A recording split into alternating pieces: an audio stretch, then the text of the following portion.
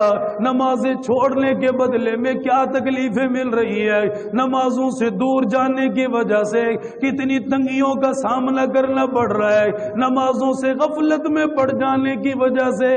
آج کتنے دکھوں کے پہاڑ بندے کے اوپر توڑ دیے گئے۔ اللہ کے نبی نے فرمایا جب اسے قبر کے اندر رکھ دیا گیا پہلا معاملہ یہ ہوتا ہے، قبر اتنا دباتی ہے، اتنا دباتی ہے، دائیں پسلی بائیں میں، بائیں پسلی دائیں میں نکل جاتی ہے۔ آزمائش کے لیے کبھی یقین نہ آئے، دروازے کی کواڑ کے اندر انگلی لگا کے دیکھ لے، اگر انگلی دروازے کے اندر آ گئی جان نکل جاتی ہے، سانس نہیں آتا،